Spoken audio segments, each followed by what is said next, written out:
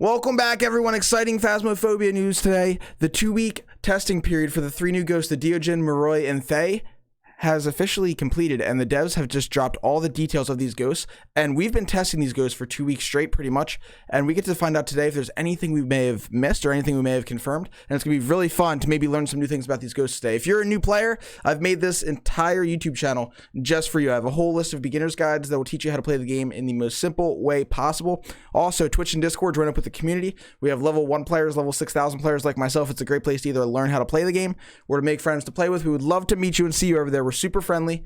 And let's get to these ghost tips. I'm super excited here. Let's see if we missed anything in our testing. We have multiple videos for each of these ghosts on the YouTube channel. And some of these ghosts, actually, the Dojin and the Thae, have had changes since the initial update. So let's just see what all these details here. So ghost types. Dojin, hidden ability, number 1.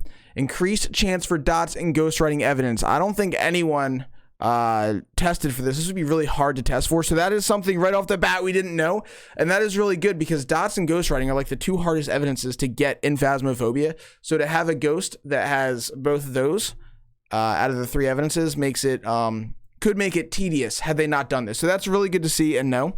And come to think of it, I never really had a problem finding this ghost with evidence like that, so that makes sense in retrospect. Next thing, unique spirit box sound. Okay, we've been all over this one. Obviously the Dojin does that crazy breathing spirit box sound. If you want to see it, I have multiple videos doing this, and it's my belief that you have to be somewhere close to the ghost, or maybe on top of it, to really get that effect to go. And we tested this with some motion sensors and some ghost events and stuff, and we did manage to get that sound when we were in what we thought was the ghost's exact location. So that's pretty cool. Now, the player has to be standing within 1 meter of the ghost. So there we go, confirmed for sure. 1 meter of the ghost, you have to be within very, very close. And there's multiple methods to do this. You could, like I said, use a motion sensor. You could see, you know, a closet door open and try to stand right there real quick. Although it's hard to do. It's not easy. You could use something like salt to see the exact ghost location. You could wait for a ghost event to end and run to right where the ghost was. But yes, if you want to get the Dojin hidden spirit box ability, if you haven't seen it for yourself, that's how you do it. And if you want to see me doing it in a video, check one of my latest Dojin videos for sure, because we spent a whole hour testing this. It was crazy. All right, next one. 33% chance with any question on the spirit box. Okay, cool.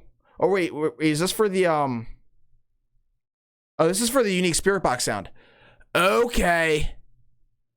Okay, so now this is one thing that I did suspect.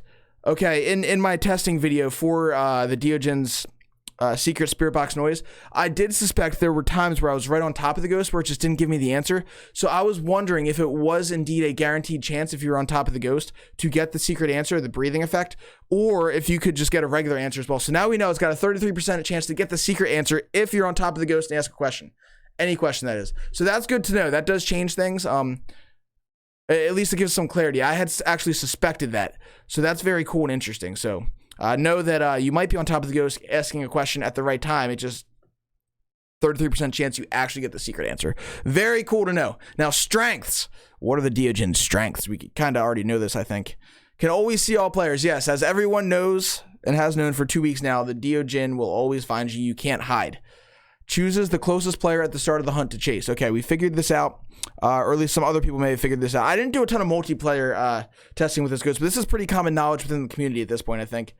That it'll chase the closest player at the start of the hunt. Also changes target to the nearest player randomly during the hunt. I've seen footage of people recreating this and such. I haven't tested that specific thing in multiplayer, but I'm always playing Phasmophobia, so we will get a Dojin in multiplayer probably soon, and definitely test this. That'll be really fun to test. It almost makes this ghost kind of like Banshee-like, but with the threat of the Banshee being like, nope, your turn, fella, and just coming at you and just clapping your cheeks. So that's pretty cool. Now, weaknesses. 40% average sanity hunt threshold. Yes, we've known since the first time we encountered one, it was a late hunter. We tested that. So that's almost a shade level hunting. That's actually the same level the mare will hunt when it's in the light. So very late hunter, which gives you plenty of time to figure out what you're dealing with here so that you can know not to hide and that you have to loop instead. Hunt speed is based on distance from the nearest player. Okay, so I think this was initially line of sight, if I'm not mistaken, and then in the change, they changed it in one of the hot fixes to be more of distance, path distance. And let's see what it says here. Maximum speed of 3 meters per second if the nearest player is more than 6 meters away. Okay, so within 6 meters of path distance, the ghost surely slows down. But 3 meters per second is hauling. That's actually an exact tie with the fastest ghost in the game, the Revenant. So when you're hiding and the Dojin is more than 6 meters away, it storms at you at the speed of a Revenant to your exact location until it gets to 6 meters, then it slows down. It's an awesome concept, and this ghost is super unique and original, and I love this ghost.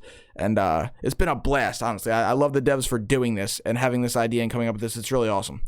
Minimum speed of 0.4 meters per second if the nearest player is within 2.5 meters of you. That's super slow. That is super slow. Minimum speed of 0.4 meters per second if the nearest player is within 2.5 meters. Yeah. So that is basically a crawl. I mean, you've seen it. You've seen the Dojin weakness, how it crawls, and it's like super slow. And basically, you can very easily. I've looped this around the coffee table in Tanglewood. You can loop this just with around nothing. You can just walk around it in the room at normal speed. It's pretty insane. So if you haven't had a Dojin personally, when you do, just know that you can't hide and that you can definitely loop it in like a small room. So don't be afraid. Just make sure you identify it very quickly. All right, Moroi. Let's see what we can learn about the Moroi here. What is the hidden ability of the Moroi? When answering through the spirit box, the Moroi will curse the player who asked the question. Okay, awesome. We've known this. Spirit box curses it. Your sanity drains pretty quickly. Let's see if we figure out more about that sanity drain here, though, and how exactly that works. Can also be cursed hearing a paranormal sound on the parabolic microphone. We actually did this on a no evidence challenge to confirm Moroi in one of my recent videos. It was super cool to get that paranormal response in the parabolic and then check the van for sanity and see that it definitely was the Moroi, as I was standing in the light with a candle the whole time after the curse. So that's pretty cool. A cursed player's passive sanity drain is doubled. Okay, that doesn't seem like that much or that fast, but let's see. Standing in the light or holding a lit candle will not stop the curse's sanity drain. That's why it seems so much faster than double, because a lot of time in Phasmophobia, you're standing in the light and your sanity drain is significantly reduced or stopped. And now when you're in the light, it's draining at double the normal speed anyway. So light will not stop the passive sanity drain, neither will a candle when you're cursed. So that's why it feels like you're losing sanity so quickly. Walking outside of the location will pause the curse. Yes, even though in the book it kind of makes it sound like it'll end the curse. We found out pretty quickly that this wasn't really the case. You just need sanity pills to stop the curse. And consuming sanity pills will remove the curse. There you go. So very cool. The Moroi, we did learn something new here for sure. And that is that the speed of the sanity drain is doubled. That's pretty cool to know. All right, so let's go with the strengths. Hunt starting speed is based on average sanity percentage. Yes, it gets faster over time. Starting speed increases for every 5% your average sanity decreases. For example, 50% average sanity equals 1.5 meters per second, which is just a little bit slower than the average ghost, or I think the average walking speed is 1.6 meters per second, I think. And then it's 3 meters per second, the speed of the rev to sprint. So it's just slower than your normal walking speed. So it's not that slow to start. It's slower than average, but it's not that slow. 25% average sanity equals 1.875 meters per second. Okay, so if you're not sprinting, it's gaining on you right there. Very cool. And then at 0% sanity, 2.25 meters per second, which isn't, Thae level. It's not Raiju level. It's not close to Rev or Dojin when it's trying to find you. But that is faster than average, and you'll probably notice that for sure. Like, we did notice a huge speed increase at 0% sanity with this ghost. So it's quicker than normal, but I think you'll be able to tell visually if it's like Thae fast or like Moroi fast at 0% sanity, for sure, if you're careful and look closely and pay close attention. All right, weaknesses. Smudging the ghost lasts 12 seconds during hunts. Yeah, this is hilarious. We tried this, and the ghost was just like wandering around the Tanglewood kitchen for literally, I think my chat counted like 10 or 11 seconds, and then it broke line of sight into the basement and ended the hunt. So we weren't sure exactly how long it lasted, but we knew it was much longer than 6 seconds. So that's pretty cool. 12 seconds is pretty OP when you have a smudge, especially on the lower difficulties when the hunts don't last as long. You can very easily smudge this ghost and have the hunt run out depending on when you smudge it, for sure. All right, now let's move on to the Thae. The Thae is like one of my new favorite ghosts, and let's just see. Let's see if there's anything new here. I'm curious about how the aging ability works and all that stuff. Strength, increased chance for dots and ghostwriting evidence. Once again, the two really hardest evidences to get in the game. Making them more likely is a win for everybody for sure.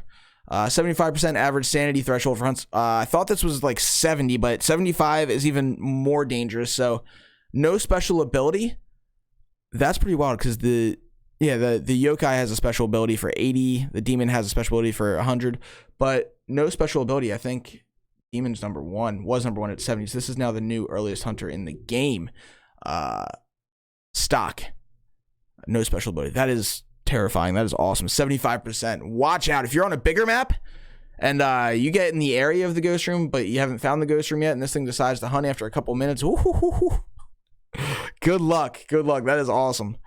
Okay, 2.75 meters per second hunt speed with or without line of sight. So this thing never slows down, but it also never speeds up when it sees you, I think. At least that was my sense of playing with it. But 2.75 meters per second is on definitely the faster end. It's one of the fastest ghosts in the game, early game, before it ages for sure. 200% interaction rate, so this thing is going to be like an Oni or a Poltergeist, just like, well, more of like a Poltergeist with interactions, throwing things around and stuff. Super active early. 200% chance for ghost events, so that's where it would be more like an Oni, for sure. So it's like an Oni, Poltergeist, Raiju early game. That's insane. With even earlier hunting ability, and you don't need a electronic device in there for a speed boost. That is crazy. All right, now let's go to the weaknesses here. What weaknesses does the Thae have?